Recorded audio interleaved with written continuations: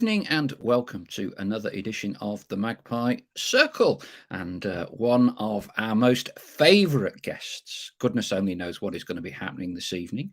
We're joined by the one, the only, former manager of MK Dons, former manager of Notts County Football Club, but so much more besides. Martin Allen, delighted to see you again. Nice to see you, Paul.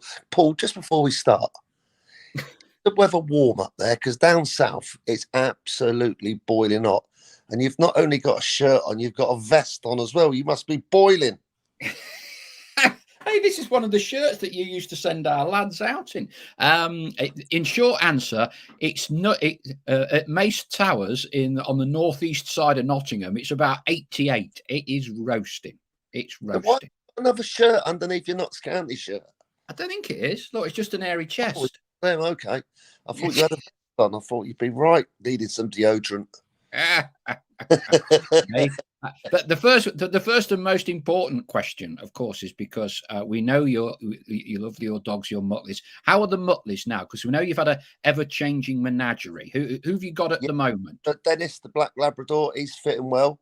He's the one here at the moment. Absolutely fit as a butcher's dog. Yeah, he's good as gold, mate. Absolutely good as gold. He's asleep at the moment. Very. So will we all be by the end of this program, eh? Now, you probably have not worked out how to the chat feature we have for those people watching live. So I'm just going to read a few hellos and I guess eulogies to you. So I've not had a chance to look at them all yet. So evening from Kian Henton, Paul Huskerson, Kenneth Pointer, Karen Knight, Ian Cooksey, Trevor Robinson, Shane Walker, Martin Shipley, Rich Hawksworth, Stephen Newton. By the way, Stephen Newton said, had a heart attack almost 3 weeks ago, went to Meadow Lane for a stress-free Saturday afternoon. What a tonic it proved to be. Get well soon, Stephen, and hopefully Notts going to the top of the table has helped you out a little bit. Alex Jackson, evening, as is Jeff Jono. He's one of your biggest fans, Martin. Chris Gosling says hello. Evening from 80 Clark. Who else have we got? Royston is here. Dale Pikett, David Howard. Crikey. This is going to test me. Dmitry Sofranak. That feeler shirt that you're wearing, Paul, was the first one that I ever watched Notts in. Greetings from Podgorica. Come on, Martin. General knowledge. Podgorica is the capital of which country? We've not rehearsed this. Go on. What do you reckon? Paul, as if I would know what country that's the capital of. I've never even heard of the name of it, let alone. I've been there. England have played them. Drew 2-2. Montenegro. Very nice part of the world. We have a branch of the Notts County Supporters Club, believe it or not, in Montenegro. There you go. Evening all from plenty of others, and from Athenian Pie, who's obviously out in Greece. Martin, firstly, lovely to have you back. I think it's now, correct me if I'm wrong, 5 years since you were in a managerial hot seat. How are you coping? Have you got it out your system now? Oh, God, yeah. I had it out my system ages ago. Yeah? God, blimey. Having to constantly look at your mobile phone, telephone calls from your staff, from the bosses, from the media, players with problems. God bless. No, I sleep much better, live much better. Don't have that stress and worry and anxiety and working out what team to play, what training we're going to do, which players are going to be leaving, which players you want to be signing. I've actually got a normal life, and I did 22 years in total, Paul, and at the end of it, I'd run my course, I'd run my marathon, and I didn't want to get my shoes on to run another one.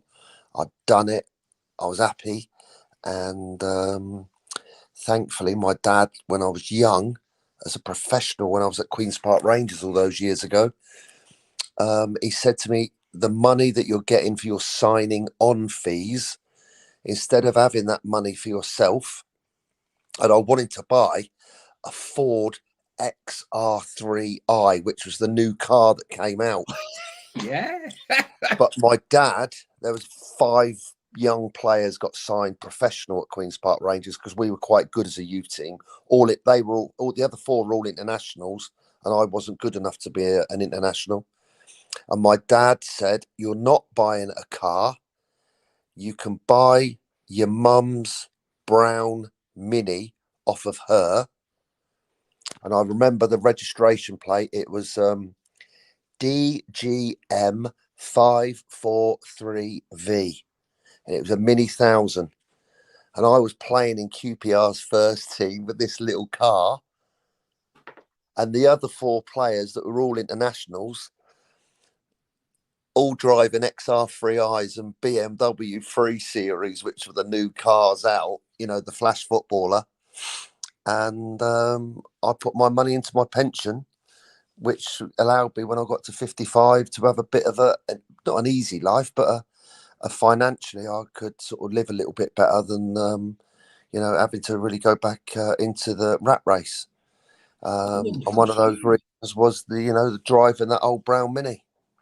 It's funny how, and anyone fingers on keyboards for all our listeners that are live. Can you remember your first car and reg? Because it's amazing how everybody does. Like you, Martin, I'm obviously much older than you. My first car was a Mini 1000, and it was Kingfisher blue. Always remember the colour. KWX 355V. That would have been 1982. Amazing how you remember things like that. Hey? Hey, and I'm still driving a Mini 1000, not like that Audi Q7 that you swan around in now, or get chauffeur driven to the hospitality units of West Ham and Brentford. No, Paul. From my dad's values and principles, well, I'll share something here with the Notts County fans. I've never told this one. Go on.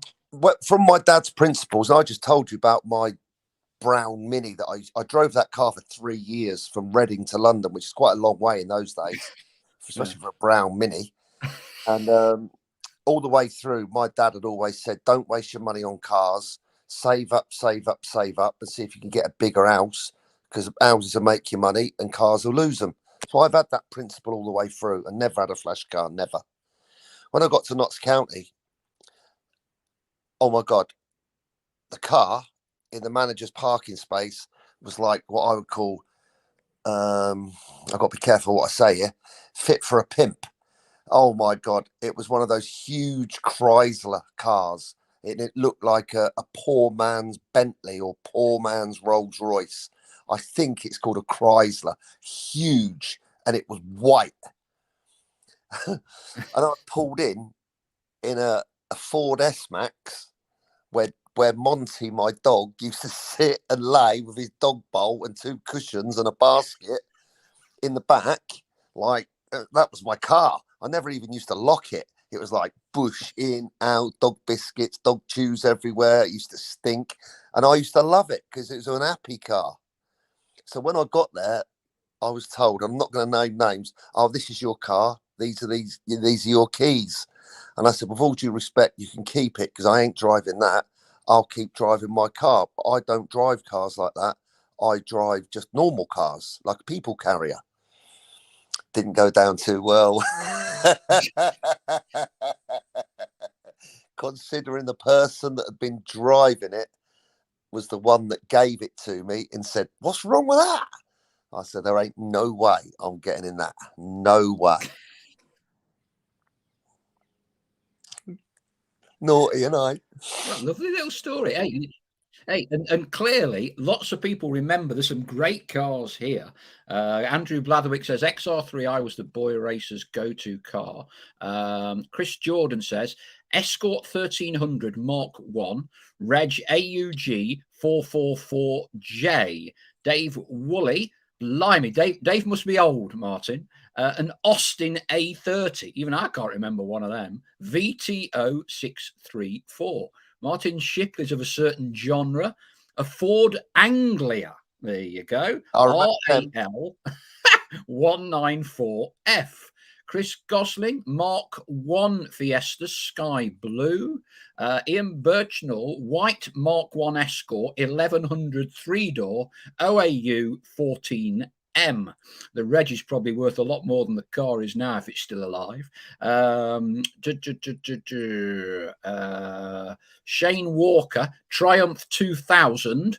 TC, I think that's twin carb in it. I'm not really up on my cars.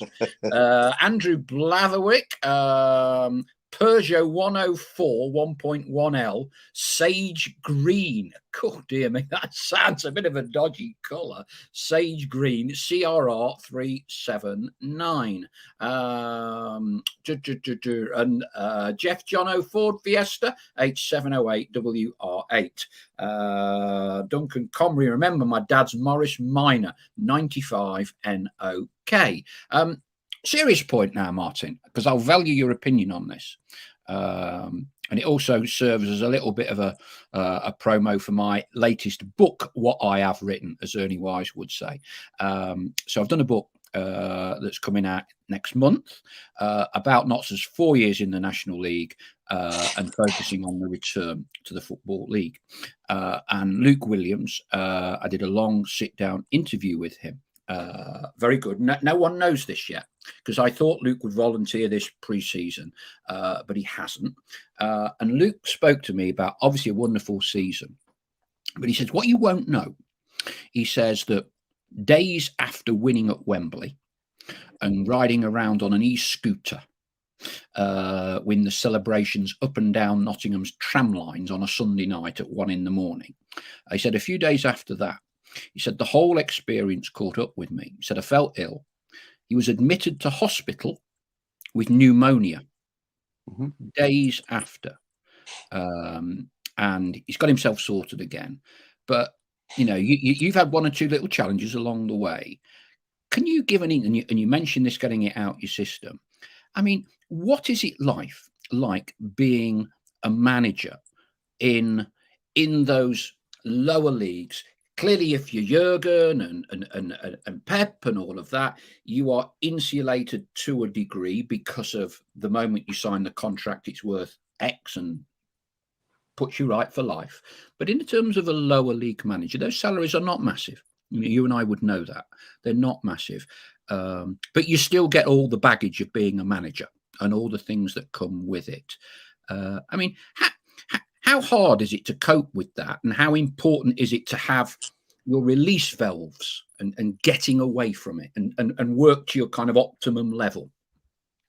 I had a chat with a manager who's no longer in his job about 18 months ago. I bumped into him at a game somewhere and there was a load of people there. And he said, "Oh, Martin, can I have a word? You got 5 minutes?" So I said, "Yeah, of course I have. Of course I have." I won't tell you his name because that would be breaking the confidentiality of the conversation. But this would ring. He said, "I'm really struggling with my job." He said, "I'm really struggling with living." There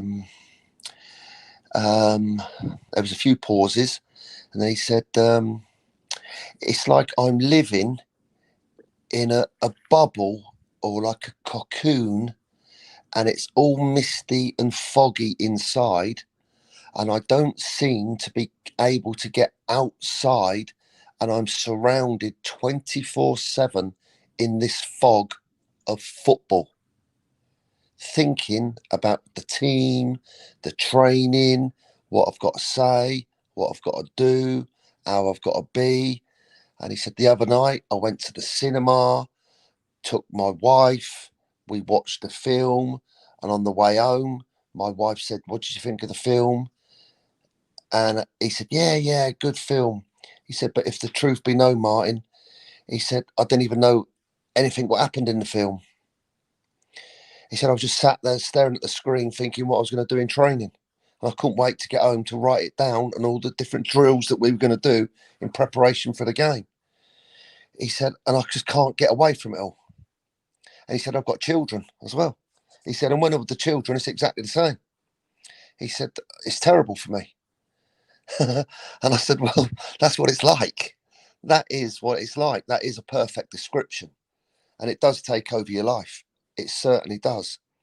And I think if you look into it a little bit deeper or did some research, most managers, they get to about 12 to 15 to about 17 months. I'm not sure what the average tenure is nowadays, but I think it's about 14 or 15 months, because you go into it all feeling all fresh and excited to get this opportunity, this dream job that you've always wanted to do when you've come out of playing football. And then once you start on that tricky road and then you get bad results, the crowd get on your back, the local media turn on you, and then you've got people going on that what's that called, Twitter stuff? Is that still going? Social media, yeah. Twitter Absolutely. and all those sorts of things, putting stuff on about you and bullshit. Are you allowed to say that on this thing? I've no idea. We'll bleep it later on if we need to. All that BS out there that's just not true. And all of a sudden, all those things starts to snowball, and then the players can read it, their families read it, and it snowballs into a steady, slow decline of self-belief, confidence, and lots of good managers lose their job between 12 and 15 months, and it's very hard to get back in. So it's a tough world. With those managers up at the top end that are earning mega money, I can assure you, Paul, they have it exactly the same. Just because they return to a bigger house and drive in a nicer car, and their house has got a swimming pool and a snooker room and a fantastic sized kitchen, don't kid yourself. They'll still sit eating nicer food, but in their head, watching television on that big television, on that lovely sofa, their head, their mind, will all be spinning around the results, the team, the players. You mentioned Jurgen Klopp. He'll be absolutely petrified if that bloke Salah gets a transfer, and what's going to happen with him. It's the same for all of them. It's exactly the same. They thrive on getting wins, not getting money in their bank accounts. They're all super rich, and the ones at the bottom, it's the same. You're just all out to win every game you can possibly do it. It's tough. It's a tough, and it's getting worse because of all the social media. That's for sure. How did you relax, Martin? Oh, I didn't. I used to walk round that. What's that spooky place in the middle of Nottingham, near where the castle is, where I used to live, next to that tennis club? The park. Yeah, I had a little flat in the park, and there was huge houses. That's it. Spooky, like weirdo Sherlock Holmes movie type houses. And if I couldn't sleep, I'd walk round those lanes. Beautiful little area. I was so lucky to live there. And I'd walk around and chill out there. But generally, my crashing out time was a walk along the river with the dog. Yes. At the Trent, I used to go and park at that little cafe and walk along there on our side of the river, of course. And then that used to be my escape. Go to the cinema quite a lot. And when you've moved away from home and you're away from all your family and you're away from your friends and you've got to live up north, middle of nowhere, I didn't know anywhere. It can be a lonely life, and it is a lonely life for a lot of managers, because it's hard to have friendships and friends because you're totally 100% occupied with your job. And you've mentioned Monty there, who was the Black Labrador, who was known by all Notts fans.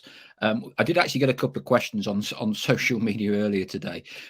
Didn't Monty get you a yellow card or maybe it was Monty that got the yellow card? He got you into trouble, didn't he?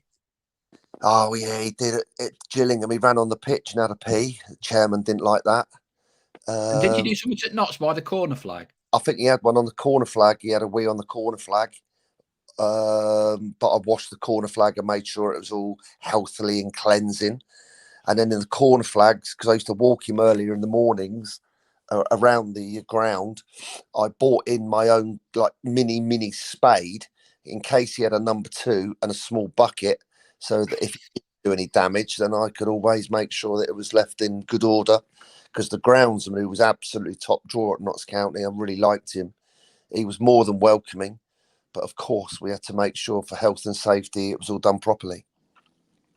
I loved Monty, and didn't occasionally a member of staff or a fan be invited to walk Monty around the ground, particularly at an away game? I seem to recall seeing him being walked once or twice. Yeah. Oh, it's funny when you remember these sorts of stories. Sometimes, if I was going to come back home, come back down south after the game, I'd take Monty get to the matches, and I don't know what it's like for other managers, but from our past, well, I don't really have any team talks. He's used to do the team talk on a Friday and then not bother them or stress them out with speaking in front of them again on a Saturday. So they kind of know what they've got to do by then, what they should do. So when you get to the game, say just after about 1:30, I used to get bored and I didn't know what to do. So I'd often take the dog out for a walk and get away from the dressing room, let the players relax and prepare away from me, do the warm up, get on with it. And then, but if there were times where I couldn't do that dog walk, I used to ask some of the supporters to do it. And they used to say, well, what shall I do with the car keys? I say, nothing, just throw him in there. Don't bother locking it because there's nothing in there anyway. So he used to go for his walk, get thrown back in the car, and that's how I used to treat. That's how we used to be. It's a nice way to be, I think. Ian Birchingham says, I saw Martin ask a Notts fan to look after Monty at a pre-season friendly at Ilkeston. They were more than happy to look after him. Dana Huskinson says, people forget footballers, high salaries or not, still have feelings like the rest of us. Nobody likes being slated. Paul, can I cut in? Yeah, go on. When I was at Gillingham, I had Monty in the car. And when I'd left home in the morning, it was cold of grey and dull. So Monty could come to football with me and just sit in the car. Anyway, as we got through the day, it started to get hotter and hotter. Oh, dear. By the time it got to about 2:15, it's boiling hot sunshine. It's a pre-season friendly and we're away at Dartford. So it got to 2:50 and I went out to the car park and I walked through the main reception. It's a nice ground at Dartford. It's a proper nice ground. As I'm walking through, Monty's on a lead and the receptionist said, excuse me, you can't take dogs in here. There's no dogs. I said, he's not coming in here and he's not going in the stand. He's coming in the dugout with me. She said, you're not allowed to have dogs in the dugout. So I said, I'm telling you now, there's definitely going to be one dog in the dugout. And if he ain't in that dugout, there ain't no game this afternoon because my team ain't playing. He's coming with me. So I took him into the dressing room, right? It's 2:50 now, 2:55. I went round and shook everybody's hand and said, good luck. And Monty's in the dressing room with me, sniffing around and walking round. So we went out, 5:2, staff and the subs went out. And Monty sat in the dugout for 90 minutes whilst the game was going on. Unbelievable. Loved it. Notts County, back in the Football League. You've managed. You've won a National League title. You've won a Division 2 title. What went through your mind when you saw Notts get back into the Football League? Another one of your former clubs, Chesterfield. How big an achievement was that? Yeah, massive. I watched them play against Wrexham on TV, and I thought they were absolutely superb. I thought the difference between the teams was the Wrexham centre forward, who's an outstanding player. Phil Parkinson's done a brilliant job at Wrexham, especially with all the media coverage and the cameras everywhere. He's done a brilliant job. But on the day, if I'm honest with you, he's a friend of mine and one of my former players, Phil Parkinson. I thought Notts County were the better team. And they played brilliant football. and I thought they were very, very unlucky not to win that game. So when it went on to the final, and to see them play like they did, I thought they were absolutely superb. They fully deserved to win, and it looks like you've got a very, very good manager. To win that division, to get out of that division is tough.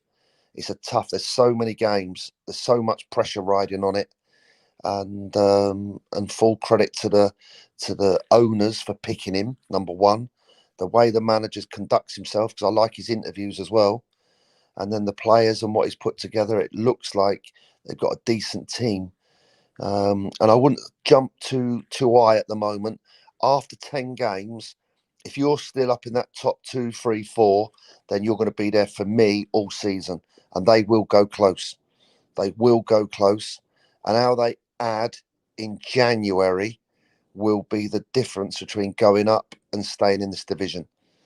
They've got to already start preparing for the January recruitment, because that will be the key to get them over the line to get up again, which would be awesome. We had a question earlier. We'll pick up more on that in a moment. If you look back to your time at Notts, do you have a particular highlight as such? Oh, that Brighton game. Oh my God. The Brighton game. Okay. Yeah. I wasn't sure whether you were going to go Brighton or Juventus. Oh, Juventus was awesome. That was, one of the best nights of my life. Obviously, whole career, one of the best. But it was the Brighton game. To stay up. Yeah. To stay up on that last day. Gus Poyet was their manager. Brighton on the start of their climb. That day, all the supporters, the happiness for the players and the supporters, all the Notts County fans was just amazing. It's just awesome, wasn't it? I'll never forget that day. I think I woke up at 4:30 in the morning. I was in the Hilton in the middle of town, up on the top floor, and there was all pigeons kept landing on my blinking window. And I was hanging out the window at 4:30 with a cup of coffee, thinking, I wish the game would start in a minute. I think that night I was in bed by 7:30, absolutely exhausted, having done the job of keeping them up, and it was awesome. The Juventus thing, oh my God, absolutely amazing. And then to get a draw with Lee Hughes scoring, incredible, absolutely incredible. I did some work at West Ham on Saturday, and I was telling them about somebody asked me about highlights in management, and I did mention the Juventus away game for Notts County, because of the kits that we were invited, and we went out on a private jet. We went to their training ground, fantastic hotel. Perlo was in the same hotel as us. It was just, all of it was just like, oh my God, amazing. Absolutely amazing. And no, something I've always, just special. So special. Of our flock tonight, who went to Juventus? Give us your memories of Juventus. And like Martin's just saying there, I went out there. I went on the train, I think. I met up with you, Martin, the night before, didn't I? Having a drink till about 2 a.m. And you're quite right. It is one of those unique occasions that you put in the top 3 experiences, as certainly for me as a Notts fan, in your life. Now, it wasn't a promotion or anything like that, but it was the experience, because I think no one had any idea Juventus were going to make that into such a wonderful game. They paid, I think it was £250,000 to the organisers of the Turin Winter Olympics to do that opening ceremony. But when we went there, no one had a clue, did they, that they were going to be doing anything of that? And I remember you telling the story in Lee Hughes, you just sat there in the dugout watching this unbelievable pre-game show. Full house. Unbelievable. Yeah, well, there's another little funny moment that's just come into my mind. The kickoff was delayed because of this firework display, and all these former players had all been introduced to the fans. What was there, 50,000 fans there, and our fans were over the far side, over behind the corner flag, and we were waiting in the dressing rooms, like thinking, what we're going to do here. because it's still our 45 minutes to go. We've already warmed up, so we can't keep warming up for another 45 minutes. So we got them all back in the dressing room. We had them all laying on the floor. Their shirts were off to calm and cool and deep breathing and kind of meditation type feeling of keeping calm before the storm that was obviously going to hit with a massive crowd. Anyway, we finally got out into the tunnel, and we were lined up on the right. Juventus were lined up on the left.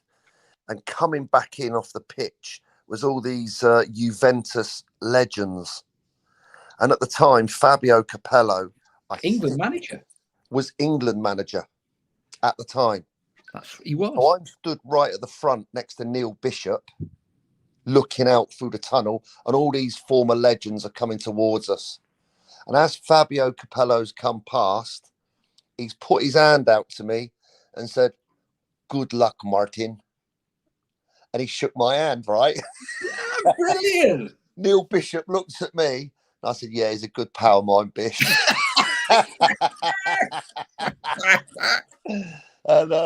And they all just walked past, all those fantastic players from the World Cup and all those defenders, those fantastic players that they had.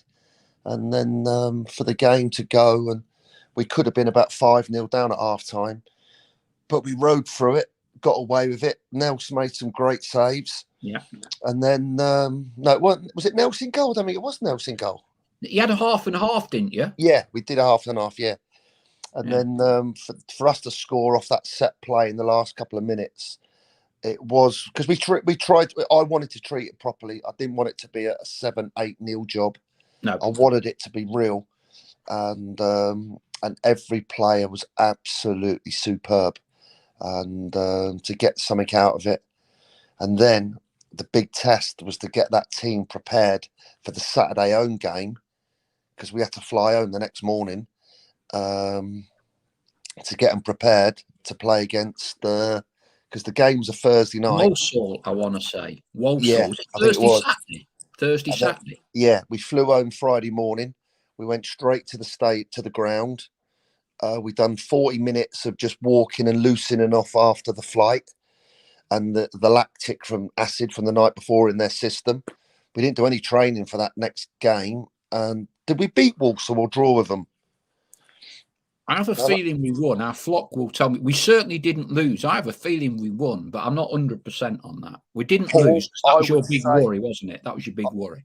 Yeah, I thought that was our best result, to get something after flying in, after playing on Thursday night, flying back from Italy Friday morning. I just thought it was our best result. The way the players committed themselves to it, and they had to go home, I hope, to rest, eat well. Don't do anything. Get on the sofa, get on your bedroom, just stay there. Come back in. We'll have a good warm-up before the game. And let's crown the great week by winning. And I think we did. And we didn't play well, but we won. And it was a magic feeling. And there's some memories coming from our flock. Ian Cooksey, it's 12 years ago this Friday. I had no idea. 12 years ago this Friday since the Juve game. How about that? 12 years of our lives, Martin. Where's it gone? Eh? Where's it gone? Quick, doesn't it? I've got some few other thoughts here. Now, these are good little. Hang on, let me just pull up the Juventus ones. I went for a couple of days, said Ian Cooksey, an unreal experience. Ian Birchnell says, I was there in Italy. I got carried away and jumped up to celebrate Hughes's goal when it went in. All the Juve fans were laughing at me. All the hassle trying to log on to buy Juventus tickets from Pythagorean, but what a day. Great atmosphere. I didn't know this from Ian Cooksey. The people who did the pyrotechnic display were in our hotel, and they were doing the pyros at the London Olympics the following year, and the ground opening at Juventus was a dummy run for that. I didn't know that. Now here's another one. All these memories spring to mind with you, Mr. Allen. Couple of fans mentioning lovely PR for away games You used to go into the crowd and pull out one or two young fans for them to be mascots, didn't you? Remember that? Yeah, do you know what, Paul? I get reminded of these things all the time, and it does make me quite emotional. So I never used to plan that sort of stuff. It just used to happen, and I'd see like a little kid there with his dad, say, and he'd have his Notts County shirt on. He'd be looking out with starry eyes, and I didn't plan it. It just kind of happened. And then I told you earlier I got a bit bored, so I remember going over and asking the dad, "Would your son like to be mascot?" Because I had to ask. I couldn't just take him. And the dad said, "Yeah, yeah, yeah." I said, "Listen, I'll look after him. I'll make sure he gets back to you and make sure it all gets done properly." And the dad would often say, "Yeah, unbelievable." So this little boy or girl, I can't remember what, it happened quite a lot of times. I take him across the pitch, take him over to when the players were coming back in, take him into the dressing room to get a drink from all the cooler drinks that we'd have for the players laid out. And then the kit man would try and get him a bit of kit or something or other to give to him or something for him to wear. And then I'd tell him to sit down on the bench, but not to say anything. And I'll introduce him to all the lads as they came in. And a funny little thing, Paul, it would relax the players. Mm, And they'd all yeah. say hello to him. They'd all shake his hand. And it sort of diffused the tension in the dressing room. So instead of all being there like all uptight and ready to fight and shouting and, hollering, we'd have a picture done with the little kid 5 minutes before the kickoff. And it was like a good crack and all relaxed and all comfortable. And then obviously he'd go out with Bish, the captain, out onto the pitch. And then when he'd come off, we'd get someone to take him around the back of the goal to his dad. And, well, hopefully, it would be a magic moment that person, that young boy or young girl would remember for the rest of their lives. And that's one of the best things about the job that I used to do, is you could give so much happiness to the people. So it's nice that got brought up tonight. I appreciate that. Another one. We've had a couple of questions on this. I think everyone would say your tenure at Notts was all too brief, and that you had to do a lot of firefighting when you first came in.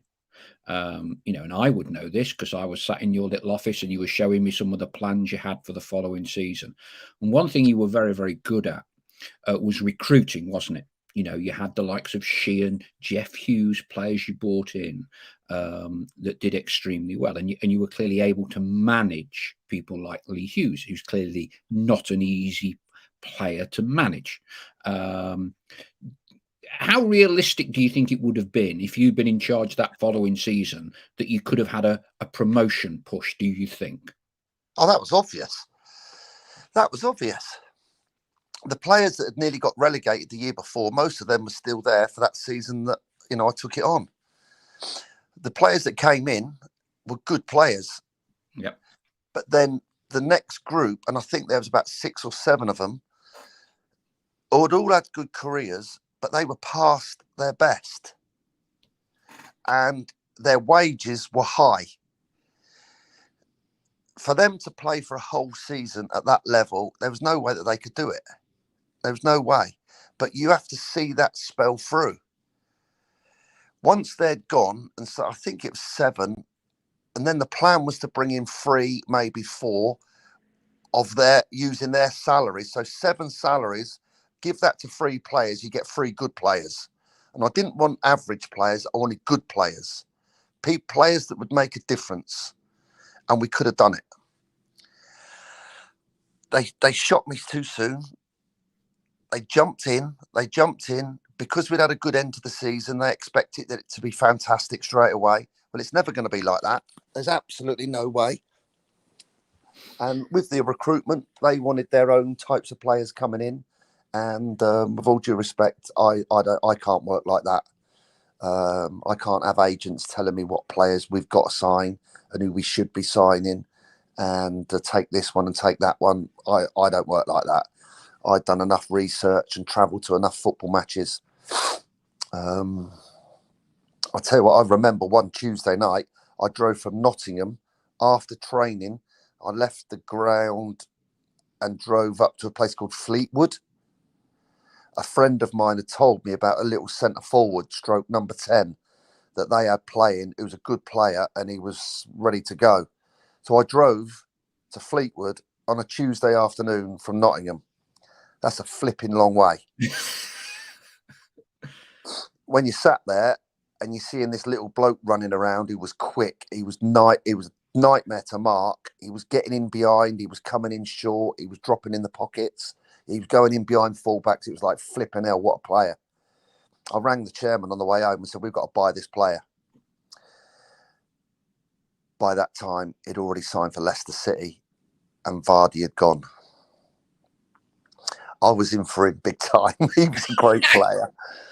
But Leicester had got in about a week before us. So that's the sort of desire and drive, enthusiasm that I had. I think to Fleetwood, it took about 3.5 hours. It took ages.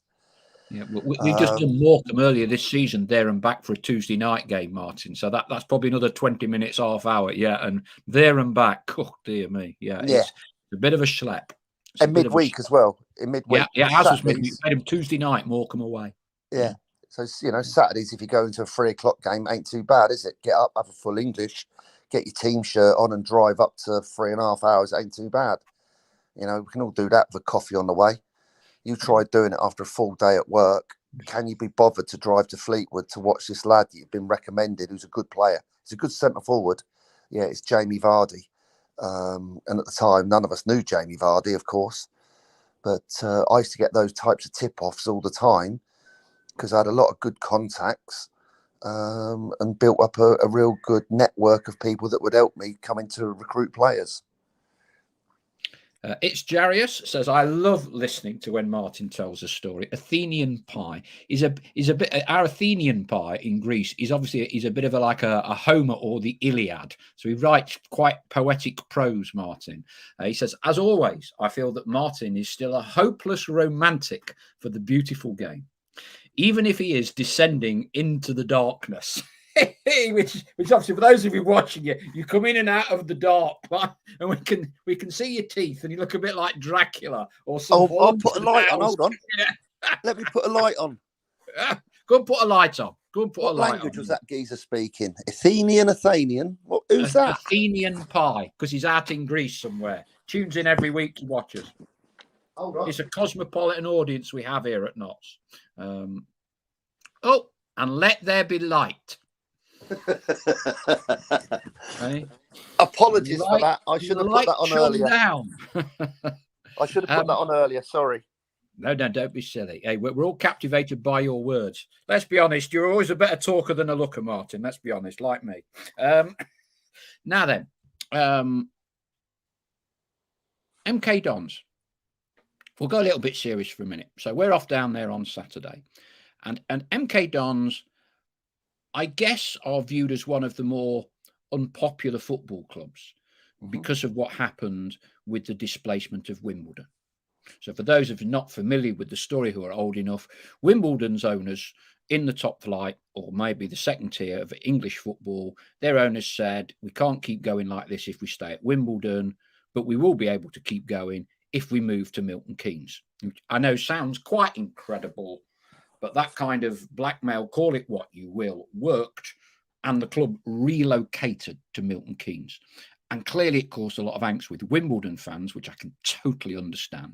And I think a lot of football fans, I know of some Notts fans that were agonising over whether to pay the entrance fee for Saturday, boycott the club. Clearly they're going. But, you are very much a voice of the people, a fan, a football man of the people, Martin.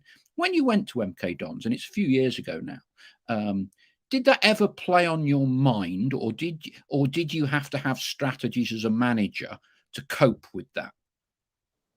Yeah, I asked. I'd resigned as manager of Brentford. I went on holiday for a couple of weeks break, and I was set to go to Tranmere, which I didn't really want to go to. Too far away at the time with my teenage boys. And then this phone call came to go to MK Dons. So I went up and met the chairman, owner, Mr. Winkleman.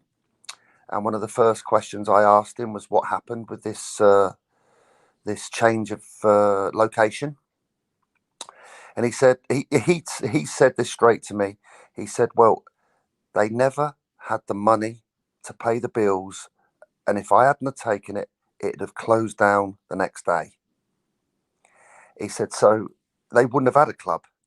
There wouldn't have been no club because there was no money and it was going to be shut down. So he said that was an opportunity for me to take the club, to move it here and keep it going. But I couldn't run it there. I had to run it here because I had a chance of a new stadium. And I didn't check it out with anybody else, I must be honest. I went with that. And I thought it was massive potential. I could still live at home. And it was a great opportunity. Football-wise, it was a great opportunity. What I will add is that when I was at Brentford and Wimbledon had restarted, what's that, Phoenix from the Ashes clubs, Yes. what do you call that? The first game that they played in their pre-season programme was at Brentford away. And I'd rang Wimbledon's manager, Terry Brown, and said, Terry, I want you to come to Brentford. We were about 5 divisions above them, of course. You come to Brentford and we'll get you going. This can be your first game as a new club. And that's what we did. Wimbledon came. It was a great game, great atmosphere. A lot of fans from Wimbledon come, obviously, because it's not far away from Brentford. And it was a special night. But no, looking back, was it the right or the wrong thing to do? Well, it's easy sitting on the sofa in the light now to say right or wrong. At the time, it was the right thing for me to do. And I did well there. The results were good. The players were good. I enjoyed it. And that's all you can say. The football management job is you don't get very long. If you don't do very well, if you don't do well over 6, 7, 8 games, you're out. So I had an opportunity to go and try and make something happen. And that's what I did. They were in the new stadium by then? No, we were still in the other one. The new stadium was being built, and I'd regularly go there with the owner and the chief exec and have a look around at the footballing facilities within the stadium to put my kind of stamp on it and what I thought would be a good idea. They'd had 2 relegations in 3 years when I got there. So to turn it round and put them in straight into the playoffs, it was a big, big blow to lose in the playoffs to Shrewsbury. But no, the time I had there and the players I bought in, they made a lot of money on those players. And I put together a really, really good team. You won League Two with Gillingham. And you've kind of made brief mention of this earlier in the conversation. You said at least 10 games. We know football is a lot more data-driven. Notts have a very much there is a heavy influence from our owners in terms of data, football analytics. When we spoke last year, you said how Brentford used that massively to their advantage. But when I had the owners on, they did a podcast for me 6 months ago. They said, look, this is not a one size fits all. This is not only data, but we have to scout players' character, understand things from a traditional sense as well. But put into your own words, you watch West Ham, you watch Brentford. Where's the needle move to with data, with players' character when you watch Brentford, West Ham? I mean, is it still fundamentally the same game, but we talk about it in a different way and a different approach now? Yeah, there is a different approach. And the Brentford, and the other one I don't think you mentioned, there was Brighton. Yeah. Brighton have probably sold more players for a lot of money and moved players on and then replaced them with new players and then sold them on and replaced them with new players and sold them on. both the owners of Brentford and Brighton are both professional gamblers. That's right. So all their research and to the figures and the stats don't lie. They've also got a very good recruitment team of people that go and watch the games and find out about their personality and their character. They don't just do it off stats. It's not just computerized and Yes. we'll buy them. They do actually do the research. They do go out and watch and play, and they do get around to make sure that they fit in to the right type of personality and character that they want. And it's quite clear that when you told me about what Notts County have been doing from a couple of years ago with the new owners, that they are moving in the right direction. And you don't get to be top of the league. What are they top now, Notts County, or second? We're top. After losing the first game 5-1 at Sutton. Yeah. Well, that's an hard place to go on the first game anyway, and often first games can go funny in all different shapes because it's you just had 6 weeks of training, 5-week break. Anything can happen in the first few games, but as you edge towards 10 games, you'll start to get a feeling of where they're going to fin, where you're going to be roughly at the end of the season after 10 games, in my opinion. No, what they've got is got a good blend of players. You've got some good young players, you've got some up and coming players, you've got some experienced players. If you can try and get a couple of homegrown players in there, that's all for the good. But no, it certainly has changed.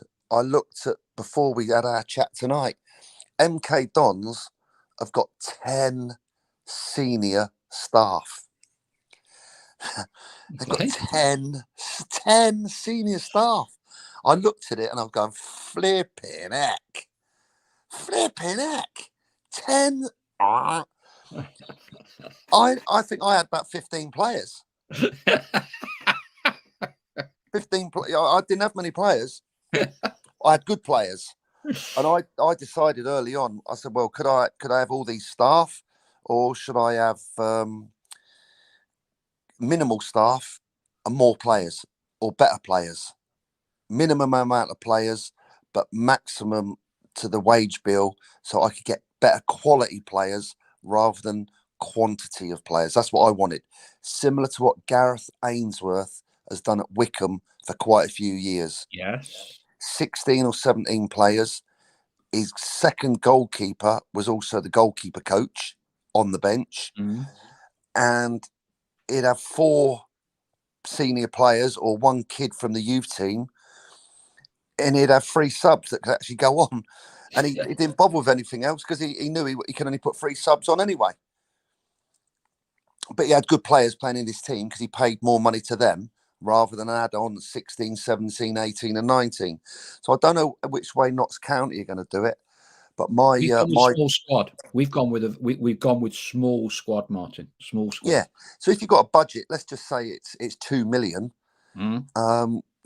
If you've got 18 players going into 2 million, or if you've got £2 million and you'll have 16 players, you can pay some players more money that are going to make the difference to your team winning on the pitch. And I feel that is the better way to do it, and take a chance or take a gamble on having a better quality of player, because you're going to win more matches. And if you've got too many unhappy players on the side of the pitch who ain't playing, who are just faffing around and bad apples, it ain't going to work. So I don't know what both these clubs have got at the moment, but it's going to be interesting to see how it pans out, with both my former clubs as the season goes through. I tell you one name. You may have come across him. I don't honestly know, but if I'm honest with you, he's been a revelation for us. He probably got us through that game against Chesterfield. He's been our best player. Yeah, I would say without a doubt. John Bostock. And of course, John was kind of like a teenage prodigy at Crystal Palace, wasn't he? Debut at 15, 16, turned down Barcelona, went to Tottenham. He's then had quite a few moves, but he's put 1 or 2 roots down in Nottingham, and he's been outstanding. Is he a player you've come across much? Yep. He signed for Brentford. I think he was about 18 or 19. And I think all the publicity, media, I think it was too much for him to handle. I think it all came too quickly for him. I think he needed more time to evolve and develop as a decent player, and he was a decent player. But too much was expected of him at an early age. I saw him play in the games at the end of last season, and I thought he'd grown in maturity. He'd grown in his self-belief and confidence and stature, and I thought he was the best player on the pitch. And I tell you another interesting one who you would have come across, and actually he's a homegrown player, David McGoldrick. So David came through Notts' ranks. He's a Nottingham boy. He's a Notts County supporter. And Notts had to sell him to Southampton when he was 18 because they were running out of money, just for a change. He was top scorer for Derby last year in League One. They all loved him there. But he wanted to finish his career at Notts. And he took a big wage cut to sign for Notts, which is quite interesting in the modern era. So he's not a massive age, but so he turned down the offer of a new contract at Derby in League One to come to Notts this season. How old is he? Be about 34, 35. Yeah, well, you can still get something out of those players, and he's a good player, he is. Mm. He's a good player, good technical. He ain't got great pace, has he? I doubt he has now, but he knows the game. He'll lead the line, and I'd imagine he would fit into the way the manager wants the team to play. I'd imagine that he would be absolutely ideal, perfect to play in that sort of Harry Kane type number 10 role where he just links up all the play. Cool, that was a good signing, I'd say. Yeah, and the other one, Martin, and I know you won't necessarily seen a massive amount of him because he's from up north, not London. So Macaulay Langstaff, he got 42 goals, new National League record last year. Yeah, what club did he come from? Up north, wasn't it? Yeah, up north. He came from Gateshead. Yeah, that's it. Yeah.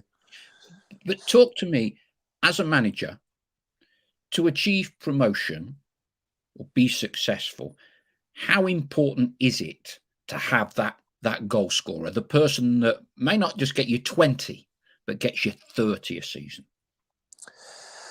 Well, they're absolutely crucial, aren't they? They're vital. You know, they're when you don't. I had one at Barnet called John Akinde. Yes. Yeah. And I'd signed him from a club after going to watch him play on a Sunday afternoon. Alfreton Town. Alfreton, yeah. So I drove up here on a Sunday afternoon. It's a 3:00 kickoff. They were playing Grimsby. And I was manager of Barnet. And as I said earlier about my obsession for finding players, Sunday, it was a playoff game. Grimsby were playing Alfreton at Alfreton. I drove up to Alfreton, watched the match, liked what I'd seen from John for about an hour of the game, found out he was a London boy, found out that he was out of contract while I was there that day, and got my telephone number to him illegally. And then he rang me a few days later. I met him and he signed for Barnet, best signing. 30 goals a season, won us game after game. He is a legend at Barnet. Great guy, great player. And I often ask the question, why did Notts County? Alfreton's about 10 miles away from Notts County. Correct, that's absolutely right. We were there in a pre-season friendly, Martin. They're in a pre-season. Why didn't Notts County sign him? And there I was from near Reading, up at Nottingham. There was no one else from Notts County there. There was no scouts no representation there watching the match. I had a free run at him. And he was on like £200 a game for Alfreton. And I got him into Barnet for £1,000 a week. Effectively, the Cowleys, of course, you identified them to me while they were at Braintree. Of course, they took him at Lincoln and he was integral to Lincoln getting promoted out of League Two, wasn't he? Yeah, he's a good player. And he was right on your doorstep. It'd have been absolutely perfect for Notts County. I'd have given him a 4-year contract, number 9 shirt, given him a mega bonus to get him promoted. And how many goals he got each year, big bonuses. It'd have been absolutely perfect for Notts County. 10 minutes away, and I got him on a free transfer. Yeah, and I think that was kind of part of the question, Martin, about it's a hybrid approach. Yes, you've got data, you've got analytics, but along the way, you've still got to have people doing some of these hard yards, identifying the players, haven't you, as well as the data? Yeah, without a shadow of a doubt. Yeah, without a shadow.